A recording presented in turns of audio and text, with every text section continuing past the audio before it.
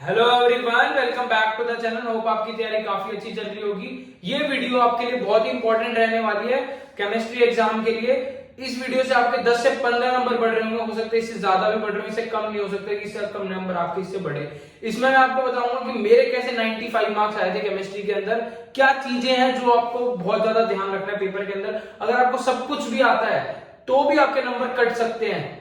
ऐसी क्या चीज है जो आपको नहीं करके आनी है, ठीक है। गलतियां मैं आपको बता रहा हूँ, क्या चीजें हैं, क्या पेपर अटेम्प्ट कैसे करना है आपको कि आपको ज्यादा से ज्यादा नंबर मिले और आपकी जो गलतियां हैं उनको इग्नोर करा जाए। और टिप्स भी बताऊंगा, इंपॉर्टेंट क्वेश्चन रिवीजन कहां से करनी है सब बताऊंगा इस वीडियो में। और लास्ट में आपको 5 ऐसे पॉइंट्स बताऊंगा, गोल्डन पॉइंट जिसको मैं फॉलो करके आया था और आपके लिए वो काफी ज्यादा हेल्पफुल रहने वाला है। तो वीडियो को लास्ट तक जरूर देखना। तो सबसे पहले मैं स्टार्ट करना चाहूंगा how to score 95 plus in chemistry. तो सबसे पहले 95 प्लस लाने के लिए आपको ये पता होना चाहिए कि आपको पेपर अटेम्प्ट कैसे करना है। कई बार सब बच्चों को सब कुछ आता है, लेकिन ये नहीं पता कि पेपर कैसे अटेम्प्ट करके आना है, ठीक है। तो सबसे पहले मैं आपको एक चीज बता देता हूँ कि फिजिकल केमिस्ट्री में न्यूमेरिकल्स को कैसे अटेम्प्ट करना है। ये चीजें अगर आपको फॉलो करते हो तो आपको मतलब आपका जो इंप्रेशन है ना पेपर अटेम्प्टेशन का, वो बहुत अच्छा जाएगा और आपकी गलतियों को इग्नोर किया जाएगा। तो देखो, अगर फिजिकल केमिस्ट्री में ये मैंने केमिकल काइनेटिक्स का क्वेश्चन लिया है, इसमें मान लो फर्स्ट ऑर्डर ये क्वेश्चन का मैंने सॉल्यूशन करके दिखाया है। सबसे पहले मैंने लिखा कि मेरे को गिवन क्या है, first order reaction is 75% completed. उसके बाद मैंने लिखा है इट मींस जो आपका फाइनल कॉन्सेंट्रेशन है वो इनिशियल का 75 माइनस इनिशियल कॉन्सेंट्रेशन हो गया। और ये मतलब गिवन चीज मैंने ये लिखी। उसके बाद मैंने ये लिखा, एक और चीज क्या गिवन है, टाइम पीरियड गिवन है, दोनों चीज लिखी मैंने। उसके बाद क्या फाइंड करना है वो लिखा, क्वेश्चन मार्क डाला। फिर मैंने ये लिखा कि फॉर्मूला कौन कौन सा, अगर दो फॉर्मूला यूज होंगे तो दोनों लिखोगे। फॉर्मूला यूज, पहला फॉर्मूला, फिर दूसरा फॉर्मूला जो यूज होगा, दोनों फॉर्मूले मैंने लिखे। और उसके बाद मैंने क्या करा, अपनी वैल्यूज फॉर्मूले में पुट करी, ठीक है। और ऐसे ऐसे करके लास्ट में जो भी आपका आंसर आता है उसको अपने बॉक्स के अंदर बंद करना है और यूनिट जरूर लिखनी है। कई बच्चे यूनिट लिखना भूल जाते हैं, ठीक है, तो यूनिट जरूर लिखनी है।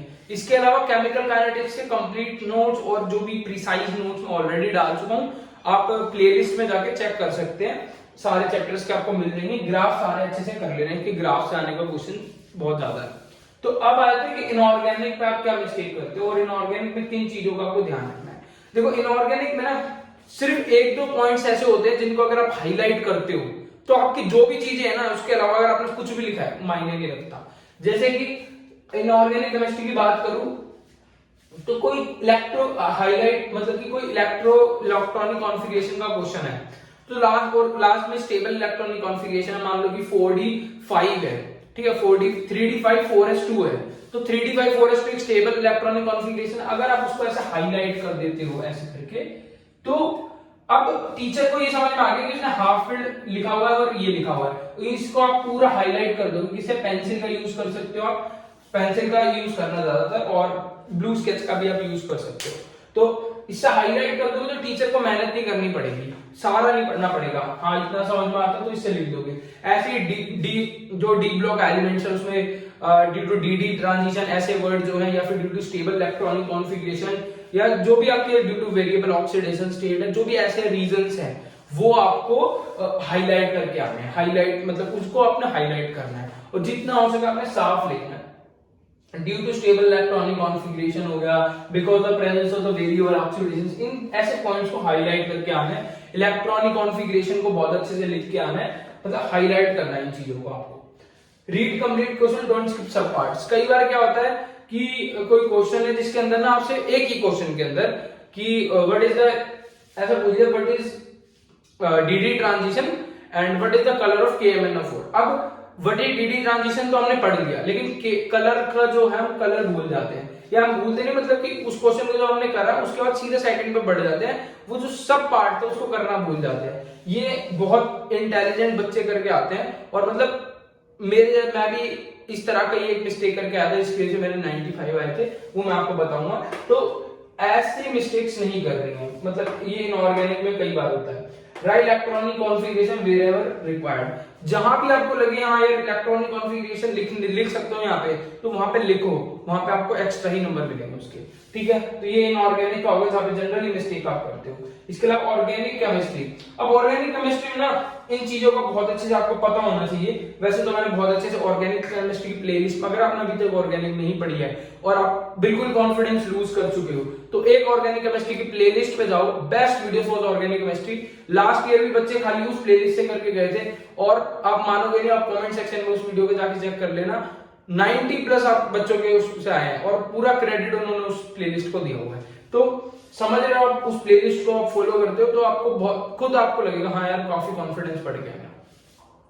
अब ये देखो ऑर्गेनिक केमिस्ट्री में ना क्या होता है, अब ये देखो यहाँ पे इथाइल क्लोराइड है, इसके अंदर KOH डाला तो अल्कोहल बना, SN2 हुआ। इसी के अंदर KOH डाला लेकिन अल्कोहलिक डाला तो एलिमिनेशन हुआ। तो इस चीज को ध्यान रखना है कि अगर अल्कोहलिक KOH है तो एलिमिनेशन है, एक्वस है तो फिर ये है। इन चीजों का बच्चे ध्यान नहीं रखते और इसी तरह के क्वेश्चन आते हैं। फिर इसी तरह मान लो ये देखो प्रोपाइल है, प्रोपीन है, प्रोपीन में HBr डालूं तो यहाँ पे देखो 2 डिग्री पे आके लग रहा है, लेकिन यही HBr पेरोक्साइड की प्रेजेंस में डालूं तो 1 डिग्री पे आके लग रहा है। तो ये ध्यान रखना है कि पेरोक्साइड में 1 डिग्री पे आके लगता है, एंटी मार्कोवनिकोव्स रूल। ठीक है, इसके अलावा देखो एक ये रिएक्शन है, इसके अंदर ये Br ना बच्चे यहाँ पे आने लगा के आते हैं डबल बॉन्ड हटा के, लेकिन ये इससे नेक्स्ट पोजीशन पे आता है। Allylic is more stable then vinylic, 0 to hero organic chemistry में मैंने आपको बताया था। पर ये अलाइलिक पे सेकंड पोजीशन पे, जो डबल बॉन्ड से सेकंड पोजीशन होती है अलाइलिक बोलते हैं, वो वहां पे अगर Br आके लगता है तो वो ज्यादा स्टेबल पोजीशन है as compare to vinylic, double bond वाली विनाइलिक होती है।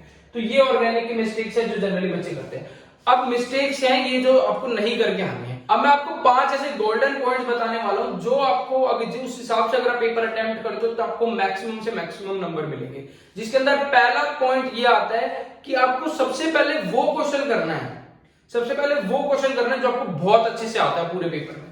पूरे पेपर में मान लो आपको इस तरह का न्यूमेरिकल, आप कहते हो कि भैया मैं इस तरह का न्यूमेरिकल इस तरह से अटेम्प्ट करके आ सकता हूं और मेरे को मतलब पूरा सही है, मैं कॉन्फिडेंस भी हूं, 100% कॉन्फिडेंस है मुझे कि हाँ ये मेरा आंसर सही है, तो सबसे पहले वही करो, सबसे पहले वही करो। ठीक है, ताकि टीचर मतलब आपको लगता है पूरे पेपर में जो 5 क्वेश्चन तो ऐसे हैं जो बहुत ही अच्छे से आते हैं, तो सबसे पहले वही 5 क्वेश्चन आप करोगे।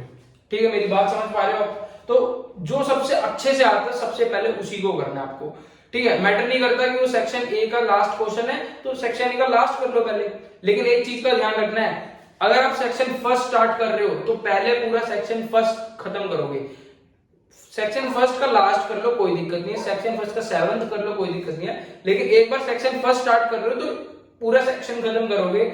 उसके बाद सेक्शन 2 पे आओगे, फिर सेक्शन 2 का आप कोई सा जो आपको सबसे अच्छा आता है उससे आप स्टार्ट कर सकते हो।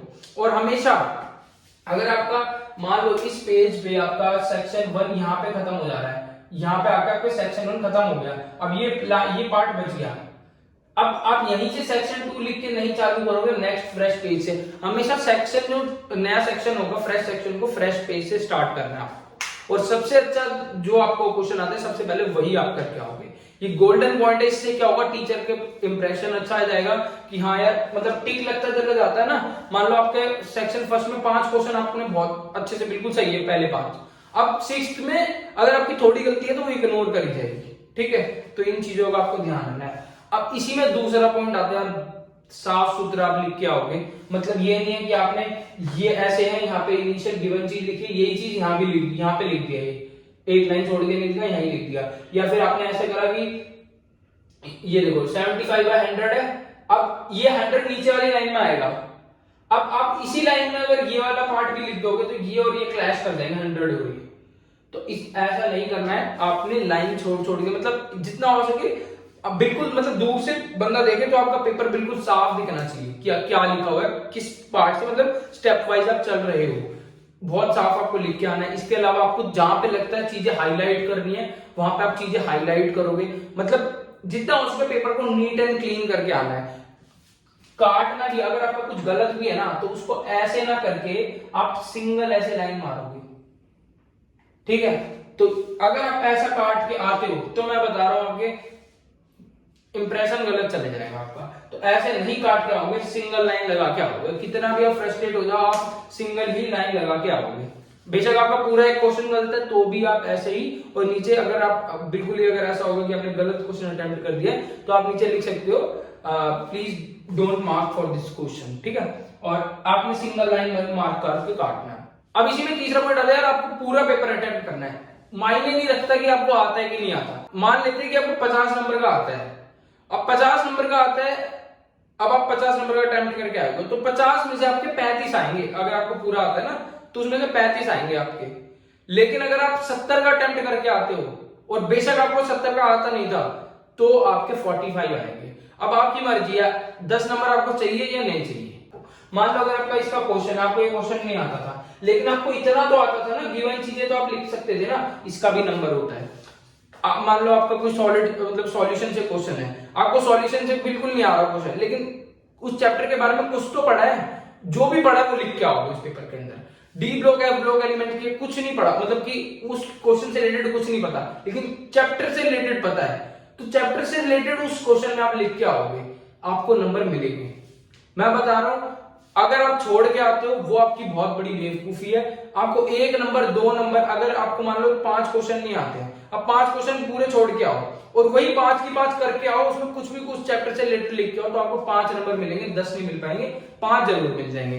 अब आपको 5 नंबर चाहिए या 0 चाहिए, वो आपकी मर्जी है। तो ये बहुत गोल्डन पॉइंट है यार कि पूरा पेपर अटेम्प्ट करके आना है, वेदर आपको आता हो या नहीं आता हो ये मैटर नहीं करता। अब सेकंड लास्ट पॉइंट ये है कि यार पेपर, ये जो मैं मिस्टेक करके आया था मेरे से, जैसे अब ऑप्शन आपको मिलते हैं, अब ऑप्शन आपको मिलते हैं तो और करके ना कई बार 3 ऑप्शन होते हैं, तो उसमें ना हमसे पार्ट छूट जाता है। कई बार 5 नंबर में है तो हमसे पार्ट्स, कभी पार्ट्स में भी ऑप्शन होते हैं, तो पार्ट्स में क्या होता है कि एक पार्ट में से छूट गया था, तो इसका क्या सॉल्यूशन है, आपका पेपर कंप्लीट जैसे ही हो जाता है, आप क्वेश्चन और अपने जितने आपने सॉल्यूशन लिखे हैं और जितने क्वेश्चन पेपर के अंदर है दोनों के काउंट करोगे। तो इस पॉइंट का अच्छे से ध्यान रखना है। और लास्ट पॉइंट यही है कि यार पेपर को साफ सुथरा लिख के आना है, लाइनें वगैरह हो गया या पैटर्न आपको मैंने बताया, ऑर्गेनिक केमिस्ट्री का मैंने आपको बताया। इसके अलावा जो चीज मैं आपको बताना चाहूंगा यार, ऑर्गेनिक केमिस्ट्री मैंने ऑर्गेनिक के अंदर काफी चीजें मैंने चार्ट वगैरह सब चीज आपको करवाई हुई है, उस प्लेलिस्ट को जाके जरूर देखना। और सबसे इंपॉर्टेंट बात, आपके लिए रिवीजन नोट्स मैं तैयार कर रहा हूँ, ऑलमोस्ट चैप्टर के तैयार हो चुके हैं, 2-3 चैप्टर के रहते हैं, जिसके अंदर आपको एक ही पेज के अंदर जो भी चैप्टर के इंपॉर्टेंट चीजें हैं उनको मैंने उसके अंदर डाल दिया। मतलब अगर आपको क्या करना है, पेपर से पहले उन रिवीजन नोट्स को रिवाइज करना है और प्रीवियस ईयर्स लगाने हैं। कुछ बुक उठाने की जरूरत नहीं है, कोई एनसीईआरटी उठाने की जरूरत नहीं है। तो हमारे चैनल को सब्सक्राइब करें, अपने दोस्तों के साथ जरूर शेयर करें। कोई भी आपको प्रॉब्लम है तो मेरे को कमेंट सेक्शन में बता सकते हैं। तब तक के लिए ऑल दी वेरी बेस्ट, मिलते हैं नेक्स्ट वीडियो में।